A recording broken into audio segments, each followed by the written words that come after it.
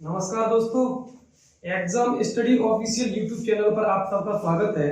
मैं मृदुल सामान्य हिंदी लेकर के आपके सामने प्रस्तुत हूँ। मेरी पूरी गारंटी है कि मेरे द्वारा बताए गए जितने भी क्वेश्चंस हैं उनको अक्सर अगर आप पाएंगे UP TET, C TET, UP लेखपाल, यूपीएसआई और यूपी पुलिस में, तो सामान्य हिंदी के अक्सर कर प्रश्न आपको इन मुख्य परीक्षाओं में पूछे जाते हैं। और हम करते क्या है, इन प्रश्नों को हल्के में लेते हैं या कहते हैं कि हिंदी का तो हमें संपूर्ण ज्ञान है, हिंदी तो हम कर ही लेंगे। लेकिन अंततः होता क्या है, जब हम परीक्षा केंद्र में पहुंचते हैं तो केंद्र में पहुंचने के बाद सबसे कम मार्क्स हम अगर पाते हैं तो वे हिंदी में ही पाते हैं। क्यों?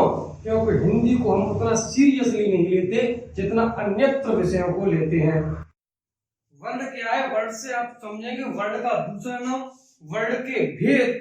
वर्ड के भेद में आप समझेंगे इससे कितने प्रश्न आपकी किन किन परीक्षाओं में क्या क्या पूछे जाते हैं। इन प्रश्नों को आप सबको मैं बताऊंगा। तो आइए, एक सबसे पहला प्रश्न, वर्ड क्या है? वर्ड का दूसरा नाम क्या है? तो मित्रों, वर्ड का दूसरा नाम अक्षर होता है। अक्षर का अर्थ होता है अमाने नहीं, अमाने नहीं। क्षर माने क्षरण, अर्थात जिसका क्षरण न किया जा सके, जिसका कोई अनासवान हो, जिसको नष्ट नहीं किया जा सके, वही अक्षर या वर्ड कहलाता है। वर्ड की परिभाषा हुई जिसका क्षरण न किया जा सके या जो अनासवान हो, वही वर्ण कहलाता है। वर्ण में के होते हैं दो भेद, वर्ण के भेद। लेकिन इससे पहले एक प्रश्न बनता है हमारी सीरीज में जो अक्सर पूछा जाता है कि भाषा की सबसे छोटी इकाई कौन सी होती है। यह प्रश्न आप सबने बार बार सुना होगा, लगातार सुना होगा। भाषा की सबसे छोटी इकाई कौन सी होती है? तो मित्रों, भाषा की सबसे छोटी इकाई होती है वर्ड। भाषा की सबसे छोटी इकाई वर्ड होती है। अब इसके साथ साथ मैं आपको दो तीन प्रश्न और पूर्ण करा के जाऊंगा। आपने समझ लिया कि भाषा की सबसे छोटी इकाई क्या कहलाती है? वर्ड। दूसरा प्रश्न आएगा, अर्थ के आधार पर भाषा की सबसे छोटी इकाई। यह प्रश्न शायद ही आप लोगों ने सुना होगा। मेरे ख्याल से जिन लोगों ने सुना है वो दोबारा सुन ले। अर्थात इसका अर्थ पता करेंगे, अर्थ के आधार पर भाषा की सबसे छोटी इकाई कौन सी है। क्या आपको पता है मित्रों, अर्थ के आधार पर भाषा की सबसे छोटी इकाई कौन सी है? जी हाँ, आपसे ही पूछा जा रहा है कि भाषा की सबसे छोटी इकाई कौन सी, अर्थ के आधार पर भाषा की सबसे छोटी इकाई कौन सी है? अर्थ के आधार पर भाषा की सबसे छोटी इकाई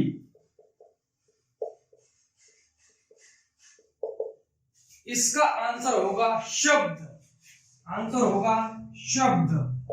ये एक मोस्ट इंपोर्टेंट प्रश्न आपके सामने नया बन करके आया। भाषा की सबसे छोटी इकाई वर्ड और अर्थ के आधार पर भाषा की सबसे छोटी इकाई क्या कहलाई? शब्द। भाषा की सबसे छोटी इकाई या हम कहें कि भाषा की सबसे छोटी लिखित इकाई क्या कहलाएगी? तो प्रश्न बनेगा वर्ड। क्या बनेगा? वर्ड। यानी प्रश्न बहुत बार पूछा जाता है, अक्सर पेपरों में हमने सुना, अगर हम एग्जाम क्लास में जाते हैं तो हमने यही सुना कि भाषा की सबसे छोटी इकाई अथवा लिखित इकाई क्या है? तो वो होगा हमारा उत्तर वर्ड। अब प्रश्न, भाषा की सबसे छोटी मौखिक इकाई कौन सी होती है? प्रश्न नंबर 2, भाषा की सबसे छोटी मौखिक इकाई। मित्रों, भाषा की सबसे छोटी मौखिक इकाई होती है ध्वनि। ध्वनि क्यों? क्योंकि ध्वनि हम कैसे भी बोल सकते हैं और आदमी को बता सकते हैं। हम कई बार के इशारे से, इस इशारे से मनुष्य को बुला लेते हैं या अपनी बात पहुंचा देते हैं। तो अब आई भाषा की सबसे छोटी मौखिक इकाई क्या हुई? ध्वनि।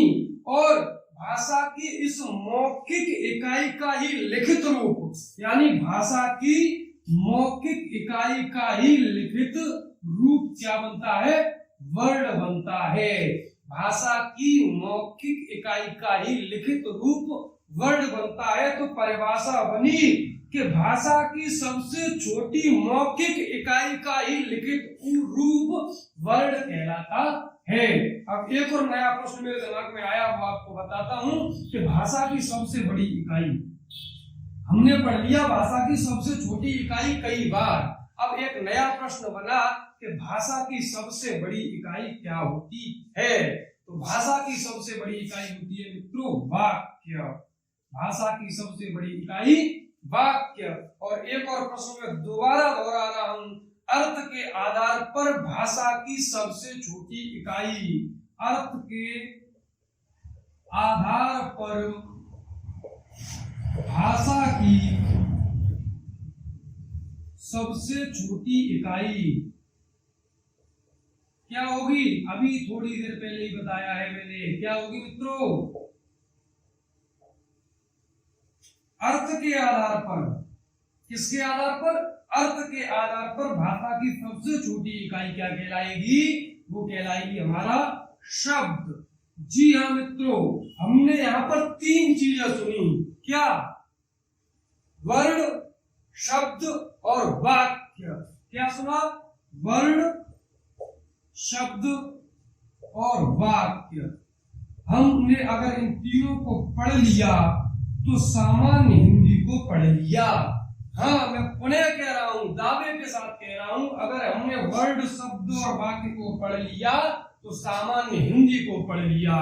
तो आपको सबसे पहले मैं पढ़ाने जाऊंगा, बताने जाऊंगा, तो वो हमारा क्या आएगा? वर्ण।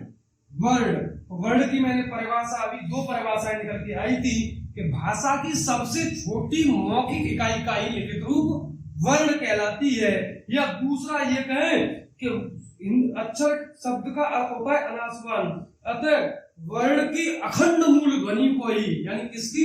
वर्ण की अखंड, यानी वह ध्वनि जिसके खंड नहीं किए जा सके, वह ध्वनि जिसके टुकड़े नहीं किए जा सके, वर्ण की वह अखंड ध्वनि को ही, भाषा की अखंड ध्वनि को ही हम वर्ण कहते हैं। अब हम समझेंगे वर्ण के भेद। वर्ण कितने प्रकार का होता है? आप सबको मालूम है कि वर्ण दो प्रकार का होता है। वर्ण में क्या होता है? नंबर एक स्वर और नंबर दो व्यंजन। तो हम सबसे पहले क्या पढ़ेंगे? स्वर। क्या पढ़ेंगे? स्वर। यानी ये वे वर्ण हैं जिनके उच्चारण में किसी दूसरे वर्ण की आवश्यकता न हो, किसी दूसरे वर्ण की आवश्यकता न हो। पहली परिभाषा, किसी दूसरे वर्ण की आवश्यकता न हो, या जब किसी को किसी की आवश्यकता नहीं होती है तो उसे हम क्या कहते हैं? स्वतंत्र। तो ये क्या होते हैं? जो स्वतंत्र हो, यानी इन्हें बोलते समय जो मुख के अंदर वायु है वो निर्विघ्नता के साथ, निर्बोधता के साथ मुख विवर से बाहर निकल जाती है। तो जिन्हें बोलते समय अंदर मुख विवर की जो वायु है मुख विवर से बिना रुकावट के बाहर निकल जाए। दूसरा पॉइंट कि किसी दूसरे वर्ण की आवश्यकता न हो, जिनको उच्चारित करते समय अन्य किसी वर्ण की आवश्यकता न हो। तीसरा पॉइंट आया जो स्वतंत्र हो। इसी प्रकार इनका विपरीत अर्थक, यानी विपरीत बोल दीजिए वही व्यंजन हो जाएगा। अर्थात हमने कहा, क्या कहा? किसी दूसरे वर्ण की आवश्यकता नहीं होती है, तो व्यंजन में क्या होगा? किसी दूसरे वर्ण की आवश्यकता होगी। दूसरा, जो वायु वाला बता, जो मुख के अंदर वायु है वो वायु टकरा करके, यानी बाध्यता के साथ ही बाहर निकलेगी। तीसरा, वह स्वतंत्र नहीं होंगे। स्वर व्यंजन में क्या होगा, स्वर का अर्थ किसी दूसरे वर्ण की आवश्यकता ना हो, जो स्वतंत्र हो और वायु बिना किसी बाध्यता के मुख विवर से बाहर निकल जाए। और व्यंजन को बताएंगे तो किसी जिन्हें बोलते समय, उच्चारित करते समय किसी दूसरे वर्ण की आवश्यकता पड़े। और दूसरा अर्थ निकालेंगे, वे स्वतंत्र न हो और उन्हें उच्चारित करते समय मुख विवर से वायु, जो वायु है वो मुख विवर में कहीं ना कहीं टकराएगी। अब हम पढ़ेंगे स्वर। स्वर कितने होते हैं, स्वर के भेद कितने होते हैं, कितने साथी जानते हैं कि स्वर कितने होते हैं। स्वर के भेद, जैसा कि मैंने अभी पूछा आपके, स्वर के कितने भेद होते हैं। जी हाँ, प्रश्न पर ध्यान देना, स्वर के कितने भेद होते हैं। यहां पर प्रश्न बना पहला कि स्वर के कितने भेद होते हैं। जितने भी दोस्त देख रहे हैं जो जानते हैं वो कमेंट बॉक्स में अवश्य लिखें कि स्वर के कितने भेद होते हैं। और दूसरा प्रश्न बनता है यहीं पर, ये कंफ्यूजन वाला प्रश्न कि स्वरों की संख्या कितनी होती है। स्वरों की संख्या कितनी होती है।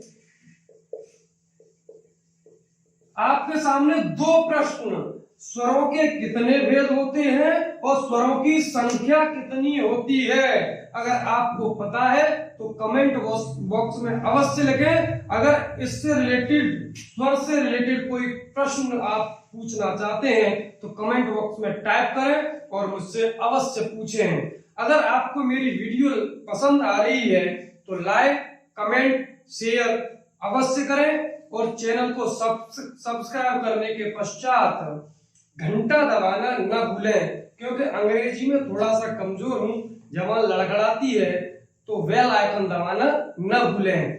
तो मित्रों, प्रश्न बना पहला, स्वर के कितने भेद होते हैं और दूसरा स्वरों की कितनी संख्या होती है। तो जैसा कि स्वर के 3 भेद होते हैं। कितने भेद होते हैं? 3 भेद होते हैं। सबसे पहले इसी पे चर्चा करेंगे कि स्वर के कितने भेद होते हैं। सबसे पहले स्वर होता है ह्रस्व, दीर्घ और प्लोत। अब यहाँ पर आपके 4-5 क्वेश्चन, 4-5 पर्यायवाची में अभी आपको याद कराता हूं।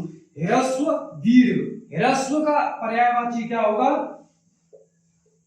दीर्घ। ये ऐसे करके प्रश्न भी आ जाते हैं कि निम्नलिखित वर्णों में से कौन सा ह्रस्व स्वर है या निम्नलिखित वर्णों में से कौन सा दीर्घ स्वर है। अब अगला बात आई कि ह्रस्व को हम और क्या बोल सकते हैं? लघु। तो साथियों, लघु का पर्यायवाची क्या होगा? लघु का पर्यायवाची क्या होगा? आप कोई बताएंगे? कमेंट बॉक्स में टाइप जरूर करें लघु का पर्यायवाची। जी हाँ, लघु का पर्यायवाची होता है गुरु।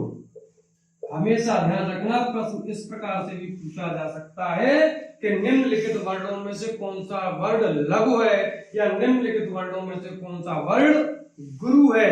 जी हाँ, अभी प्रश्न आपके लिए बचा है, स्वरों की संख्या कितनी होती है। स्वरों की संख्या कितनी होती है, जे अवश्य बताएं कमेंट बॉक्स में टाइप करके। तो मैं बता रहा था लघु का पर्यायवाची क्या होता है?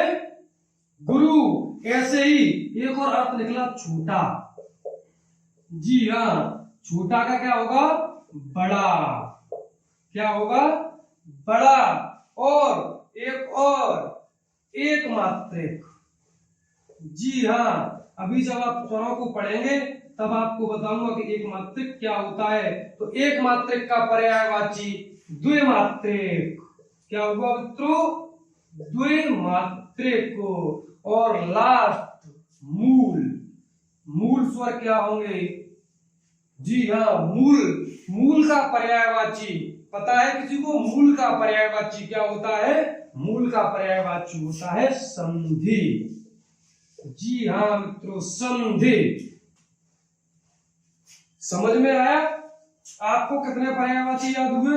ह्रस्व का, दीर्घ, लघु का, गुरु, छोटा का, बड़ा, एक मात्रिक का, द्विमात्रिक, मूल का, संधि। अब आप इन सब के बारे में पढ़ेंगे इन सब का अर्थ एक ही निकलेगा, इन सब का मतलब एक ही रहेगा। ये प्लुत अलग पढ़ाया जाएगा कि ह्रस्व स्वर कौन से होते हैं, दीर्घ स्वर कौन से होते हैं।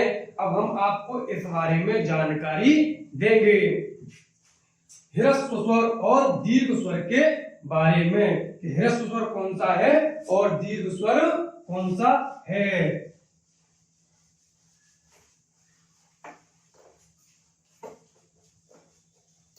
हाँ मित्रों, चर्चा करेंगे ह्रस्व स्वर। ह्रस्व स्वर, ह्रस्व के नाम क्या किसी को याद है? अभी मैंने 4-5 नाम बताए थे, ह्रस्व के साथ साथ में मैंने 4-5 नाम बताए थे। ह्रस्व को क्या कहते हैं? लघु। ह्रस्व को क्या कहते हैं? छोटा। ह्रस्व को क्या कहते हैं? एकमात्रिक। ह्रस्व स्वर कौन से होंगे? मूल स्वर। तो ह्रस्व स्वर, ह्रस्व स्वर कौन कौन से? जी हाँ, जिन्हें बोलते समय केवल एक मात्रा का प्रयोग हो, उच्चारित करते समय। जी हाँ, मात्रा क्या होता है? मात्रा होती है ध्वनि, कितनी ध्वनि लगी बोलते समय।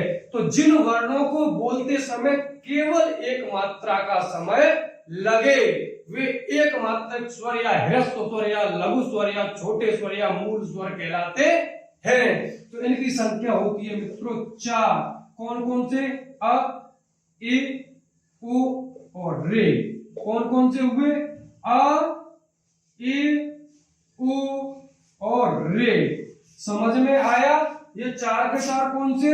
ह्रस्व स्वर। ये 4 के 4 कौन से? मूल स्वर। ये 4 के 4 कौन से? एक मात्रिक स्वर। ये 4 के 4 कौन से? छोटे स्वर। अ, इ, उ, रे। तो ह्रस्व स्वरों की संख्या कितनी हुई? 4। मूल स्वरों की संख्या कितनी हुई? 4। ह्रस्व स्वर समझ में आया? अगर आपको पसंद आ रहा है तो वीडियो को लाइक, कमेंट, शेयर अवश्य करें। और चर्चा करता हूं मैं दीर्घ स्वर। जी हाँ मित्रों, दीर्घ स्वर क्या कोई बता पाएगा? दीर्घ स्वर को अभी मैंने विस्तारित रूप से बताया था पीछे, क्या कोई बता पाएगा मित्र? अगर आ रहा है तो कमेंट बॉक्स में टाइप करके अवश्य बताएं। जी हाँ, दीर्घ स्वर ये वे स्वर हैं जिन्हें बोलते समय या जिन्हें उच्चारित करते समय 2 मात्राओं का समय लगे। कितनी मात्राओं का? 2 मात्राओं का। या ये कह दें कि लघु स्वरों से बोल ठीक दुगुना स्वर है। इन स्वरों को बोलने के में जो समय लगता है, इनसे ठीक दुगुना समय जिन्हें बोलने में लगे, वे हमारे क्या कहलाएंगे? दीर्घ स्वर कहलाएंगे। दीर्घ स्वर कौन कौन से होते हैं? आ, ई, उ, ए, आई, ओ, औ। जी हाँ, संख्या कितनी हुई? 1, 2, 3, 4, 5, 6, 7। जी हाँ, तो हमारा प्रश्न अब जो मैंने प्रारंभ में पूछा था, स्वरों की संख्या कितनी होती है, उसका हमें अभी उत्तर मिलने वाला है यहीं पर। जी हाँ, स्वरों की संख्या कितनी? ह्रस्व स्वर कितने हुए? 4। कितने हुए? 4। कौन कौन से? अ, ए, ओ, रे। जी हाँ, यही हमारे मूल स्वर हैं, यही हमारे एकमात्रिक स्वर हैं, यही हमारे छोटे स्वर हैं, इन्हें हम ह्रस्व स्वर कहेंगे। और दीर्घ स्वरों की संख्या कितनी? 7। अभी आपके दिमाग में एक नई बात उत्पन्न होने लगी होगी कि सर ने हमें स्वरों के भेद तो 3 बताए थे, लेकिन स्वर की संख्या यहाँ की यहाँ पर खत्म कर दी। यहाँ पर ये 11 हो गए, तो फिर प्लुत स्वर कहाँ गया? मित्रों, प्लुत स्वर के बारे में भी अभी मैं बताऊंगा। तो पहले हमारा उत्तर कितना निकल के आया? स्वरों की संख्या में, स्वरों की संख्या। जी हाँ, स्वरों की संख्या कितनी? 11। तो एक प्रश्न पूरा आपके सामने बना, ये बहुत पूछा जाता है कि भाषा में हिंदी वर्णमाला में स्वरों की संख्या कितनी होती है। तो मित्रों हिंदी वर्णमाला में कितनी निकल के आई? 11, 4 ह्रस्व स्वर और 7 दीर्घ स्वर। समझ में आया? समझ में आया तो एक बार कमेंट बॉक्स में जरूर लिखें। अब आप सब बड़ी चिंता में हैं कि वर्णमाला आप लोगों ने पढ़ना शुरू कर दिया होगा कि साहब यहाँ पर जो हो गए, लेकिन आपके मन में शायद कहीं ना कहीं चल रहा होगा कि चलो पहले प्लुत स्वर खत्म कर दूं, उसके बाद उस बात पे पहुंचता हूं। प्लुत स्वर, जी हाँ, ये क्या बवाल आ गया प्लुत स्वर? जिन्हें बोलने उच्चारित करते समय या बोलते समय 2 से अधिक मात्रा का समय लगे। जी हाँ, या ये कह दें कि 3 मात्रा का समय जिन्हें बोलते समय लगे, वही हमारे प्लुत स्वर कहलाते हैं। या हम कहें कि वही हमारा ये क्या हुआ? त्रिमात्रिक स्वर भी कहते हैं। इसे क्या कहते हैं? त्रिमात्रिक स्वर। यानी जिन्हें उच्चारित करते समय 3 मात्राओं का समय लगे।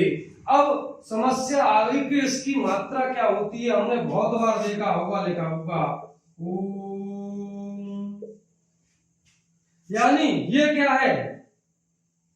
हम बहुत बार कंफ्यूजन हो जाते हैं कि ये क्या लिखा, ये केवल 3 लिखा है। इसका मतलब ये कह रहा है, ये बता रहा है ओ को 3 मात्रा के बराबर बोलिए। ओ को 3 मात्रा के बराबर बोलिए। तो ओम, ऐसे ही सो, हम, ये हमने बहुत बार लिखा देखा होगा। तो प्लुत स्वर यही होते हैं, केवल इनसे दर्शाए जाते हैं। यानी जिन्हें उच्चारित करते समय कम से कम 3 मात्राओं का समय लगे, वही हमारे प्लुत स्वर कहलाते हैं। अब एक बहुत ही नया प्रश्न जो आपने शायद सुना हो। जी हाँ, प्लुत स्वरों की संख्या कितनी होती है? एक नया प्रश्न, प्लुत स्वरों की संख्या कितनी होती है? या ये कहें कि प्लुत स्वर किन किन वर्णों में लगाया जाता है, या प्लुत स्वर किन किन स्वरों में लगाया जाता है? क्या? प्लुत स्वरों की संख्या। पहली बार शायद सुन रहे होंगे, प्लुत स्वरों की संख्या। या ये कह दिया जाए कि प्लुत स्वर किन स्वरों में लगता है? जी हाँ, क्या कोई बता सकता है? प्लुत स्वर किन स्वरों में लगता है, या प्लुत स्वरों की संख्या? क्या आपको पता है प्लुत स्वरों की संख्या? नहीं, मैं बताता हूं। एक तो होता है अ, क्या होता है? अ, और बाद बाकी सारे दीर्घ स्वर, और सभी दीर्घ स्वर। तो प्लुत स्वरों की संख्या कितनी निकल के आई? दीर्घ स्वरों की संख्या अभी मैंने थोड़ी देर पहले बताई थी, कितनी थी? 7, और अ को मिलाकर के 1, तो कितनी संख्या हुई प्लुत स्वरों की? 8। या प्लुत स्वरों इन 8 स्वरों में लगाया जा सकता है। अब आइए मित्रों आगे, अब हिंदी के स्वरों का वर्गीकरण करेंगे।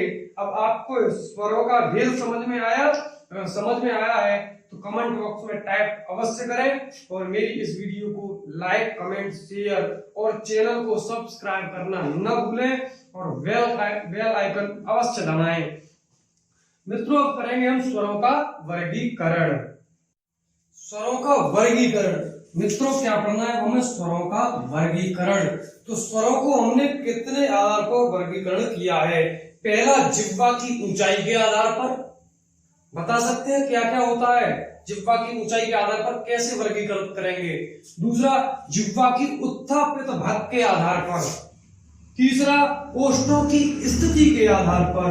चौथा, जिह्वा पेशियों के तनाव के आधार पर। पांचवा, उच्चारण समय मात्रा के आधार पर। छठवा, स्थान के आधार पर।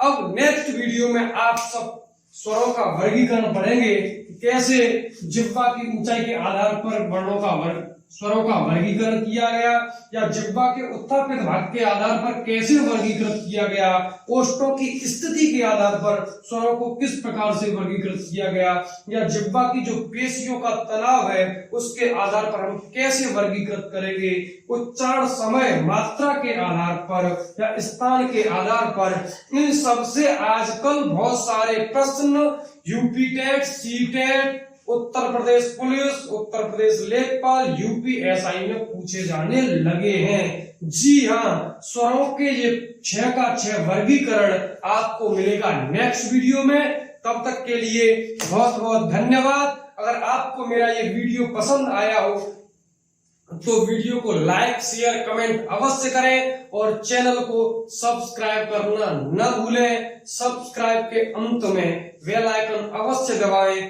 जिससे आपको चैनल के माध्यम से और शिक्षित वीडियो आपके एग्जाम हेतु शीघ्र से शीघ्र प्रदान हो सकें। तब तक के लिए धन्यवाद।